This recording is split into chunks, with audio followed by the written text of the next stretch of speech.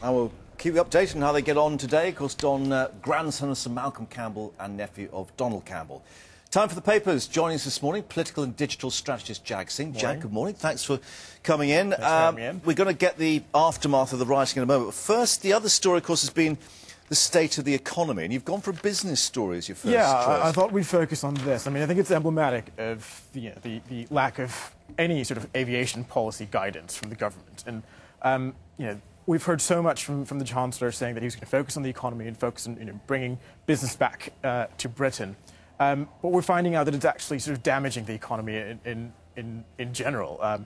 The government's sort of focusing on the high-speed rail network, or putting in loads of resources into that, and it's seen as a vanity project. It's not really, the kind of thing that will. We're going to be pouring tens of billions of pounds into something that's only going to come out in the next 15 and 20 years, and it's going to reduce time travel by about 15 minutes. But it's seen as green compared to aviation. It's seen as green, but there's something to be said about the fact that it's actually costing us jobs. It's actually costing Britain a lot, and you're able to fly to China, you're able to fly to about 5 different cities from Helsinki directly, but only 3 from anywhere in Britain. Is our airspace actually big enough to put up with more sort of hubs and so on? I'm sure it is. I mean, it's got to be. We've got to find a way around it.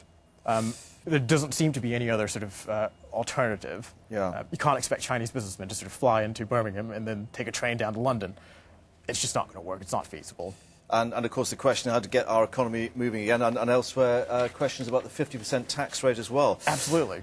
Anyway, the other issue, of course, is trying to analyse what's gone on in terms of the rioting, the looting and so on, and talk of broken Britain, or, as the Independents reflected, the big society actually working.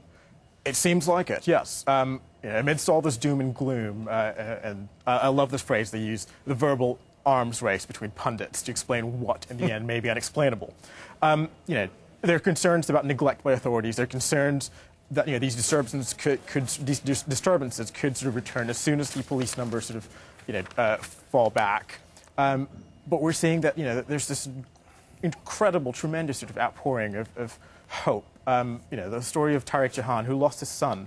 I think we have him to thank for keeping the calm and sort of in Birmingham, in Birmingham, and not letting the situation sort of escalate into a full-blown race riot. And we've got this peace march later on in the city. Of course, we do. This afternoon. Let's just hope it stays peaceful. And then there's another article about the Hackney granny who sort of told off a gang of yobs and yeah, we saw a full flow here on Sky News as well. But it's still, in terms of the politicians, as we've got here on the front of the Times, they're wanting to be seen to be taking action, blaming gang culture, wanting to be tough, zero tolerance, all these phrases coming through. Well, here's the thing. Law-abiding citizens like you and me, we already operate under the assumption that there is zero tolerance for crime.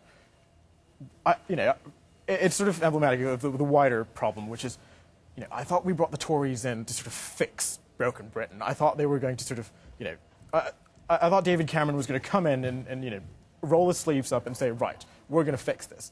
A year later, he's telling us there's zero tolerance for gang crime. Come on. Surely there's something more he can do about it. So is a lot of this being skewed by the fact that, they're fairly bruised by the fact they were all on holiday in Tuscany or wherever they were when this all happened last week, and they've had to come and play catch-up to a degree in the political sense? I'd say so, and I think the nice thing is, I think in some of the polls that have come out over the last week, the public are seeing right through them. We trust the police more than we do these politicians, and I think that's fantastic. Mind you, I mean, he might have a point when you go to the Express, then Sunday Express, and we find out that 600 of those who were on the streets rioting were actually on parole from jail sentences. Exactly. I mean, it's astounding. You'd think that, after that sort of furore we had with Ken Clark talking about, reducing rapist sentences, we'd have learned something, but apparently we haven't. And, I just don't understand how we can get to this situation where, there's this incredible sort of outpouring of anger toward the government, and all they seem to do is just go on holidays and come back and say, right, we'll focus on phone hacking, and then we might sort of have a couple of inquiries into the causes of these riots. Yeah, not a good time perhaps for Parliament to be in recess, because there's lots of debate to be had, lots of questioning. No, a couple of people commenting on that specific point of the rioters being on parole, that they're out on the streets, that they simply don't fear prison. that there is nothing, it's not a deterrent, and they don't mind going into prison. Absolutely. I mean, why would you? If you've heard that, you know, a violent rapist can get out of jail after, you know, just spending months in jail, surely a looter... No deterrent effect. There's absolutely no deterrent. And finally, let's just reflect on other matters. When, of course, we talk about lots of people trying to get into university. It's pretty tough at the moment, but you can get now a Bachelor of Arts, a BA, in Bollywood. Well, it's not exactly true. I love the headline. It's fantastic to express that at its best. You know, the sub-editors did a really good job there. But it's actually more about the Trinity board and you know, the board that sort of conducts some of these musical examinations. This is Trinity College. At Trinity College. And it's all about keeping it fresh. And it's you know, after the whole Shilpa Shetty sort of winning Celebrity Big Brother, you know, Indian sort of music is global these days. It's reflective of the global trend, and I think it's great because it's bringing, you know, music to it's allowing British musicians access to a broader scope.